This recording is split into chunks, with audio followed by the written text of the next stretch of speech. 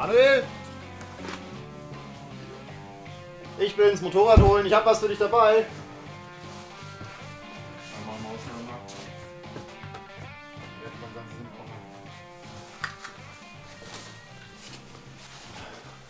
Manuel, ich hab was für dich. Hast du die Kohle? Ja, natürlich. Zeig her.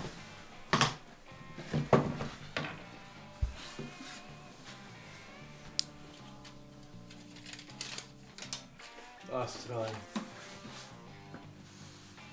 Du kannst den Wagen haben.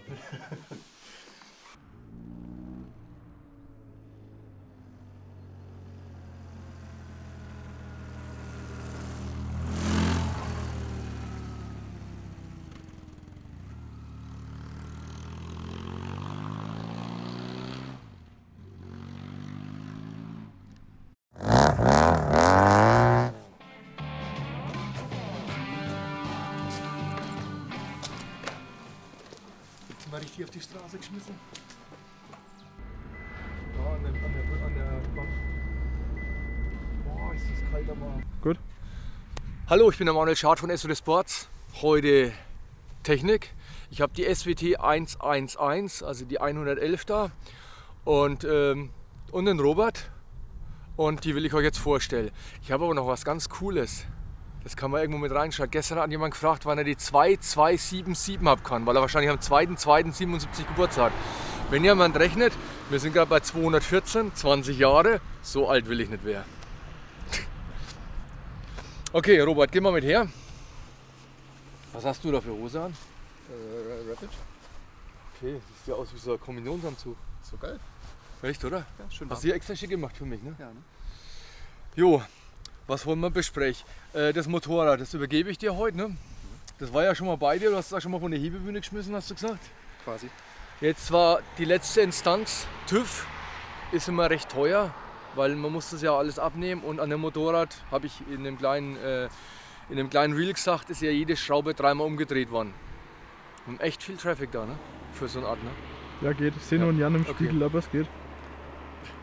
Im Spiegel? Da ist ein Spiegel. Achso, ja, das macht doch nichts. Ja. Sieht wegen aus wie der Drogendealer, ne? Ja. Okay, jetzt mal Frage an dich. Ich meine, ich habe das Motorrad ja nur gemacht. Was hast du damit vor? Schauen wir mal, ob die Pläne Du musst aufgehen. wegen lauter reden. Schauen wir mal, ob die Pläne Daher, aufgehen. daher. Aber ich würde gerne mal wieder eine Rallye fahren. Ich bin ja mit dir mal Bosnien gefahren, die Bosnien Rallye.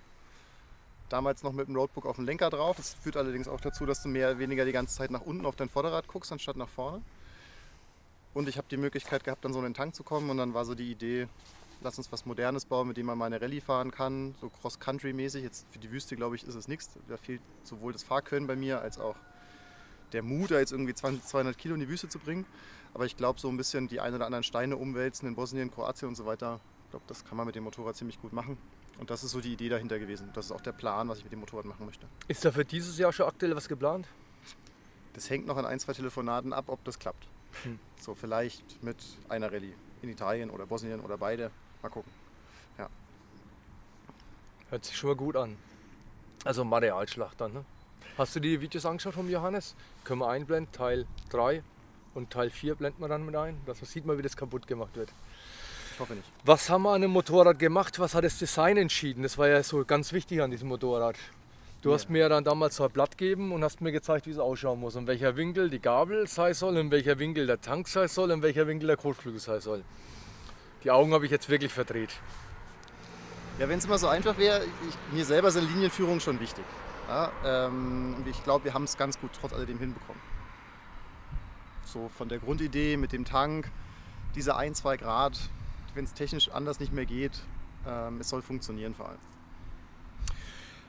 Okay, also ich beschreibe das nochmal kurz in kurzen Worten. Der Robert wollte eine SWT haben, ist mal daherkommen, habe ich so eine SWT zu bauen, ist ja an sich kein Problem.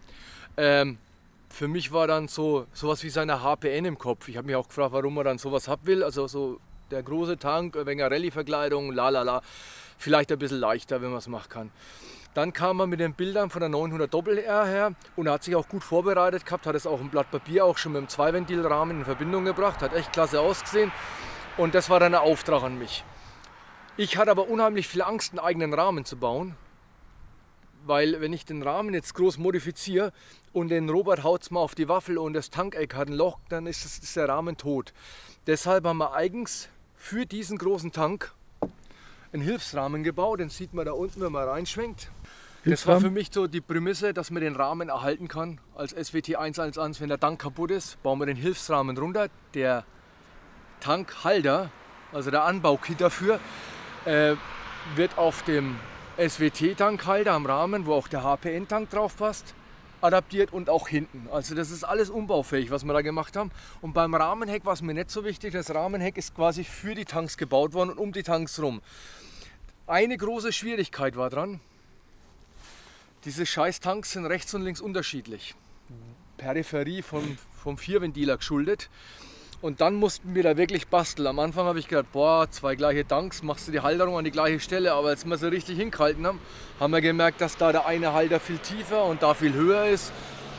Und es sollte ja von der Seite alles gleich aussehen. Das war viel Bastelarbeit.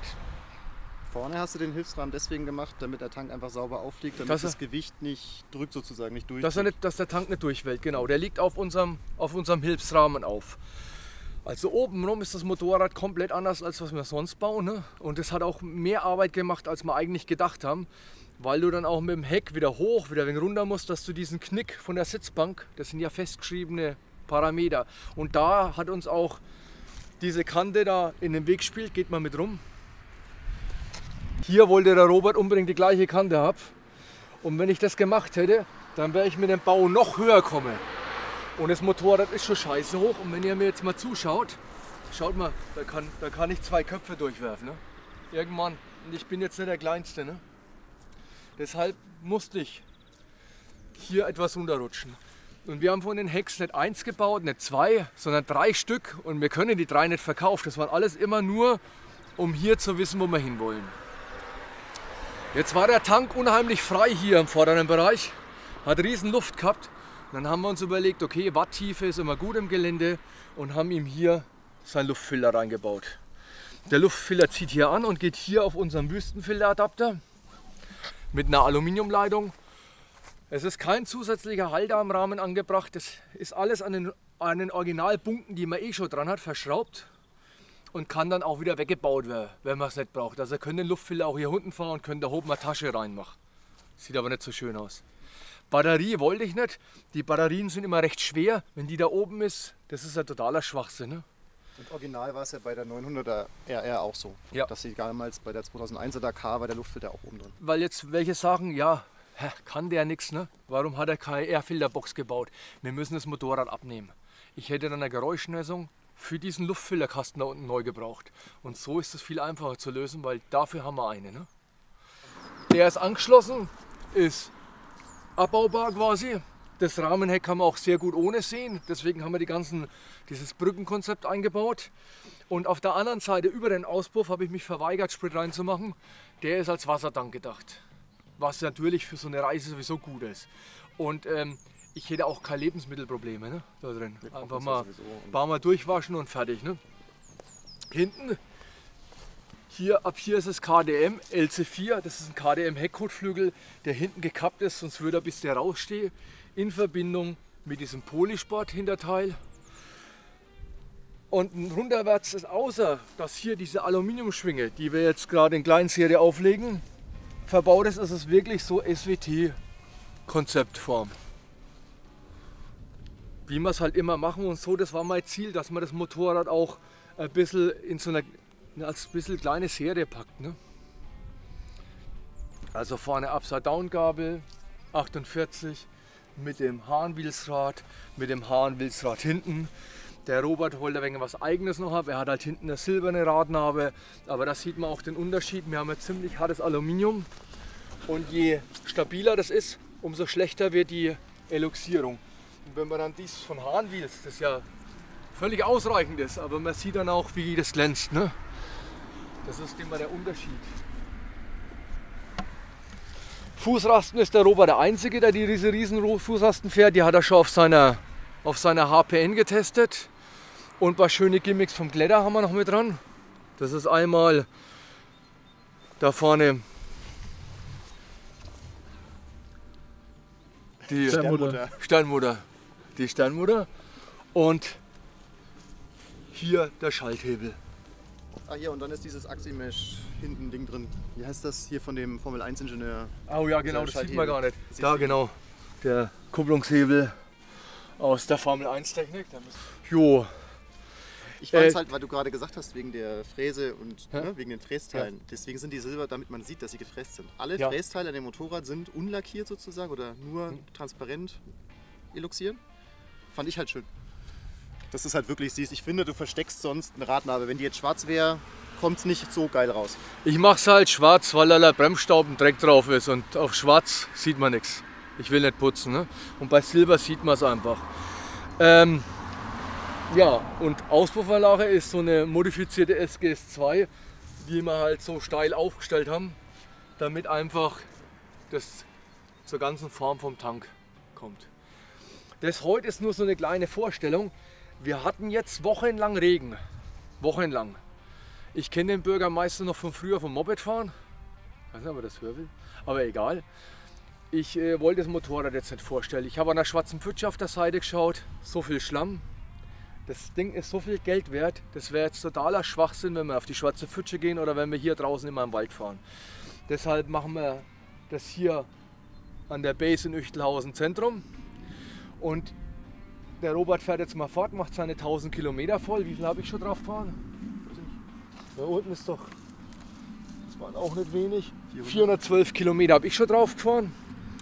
Und wenn es schönes Wetter ist, dann machen wir ein paar schöne Fahraufnahmen und machen noch mal ein geiles Reel. Dann ist das viel schöner, aber es sind gerade, ich glaube 2 Grad, ne? Man sieht es fast.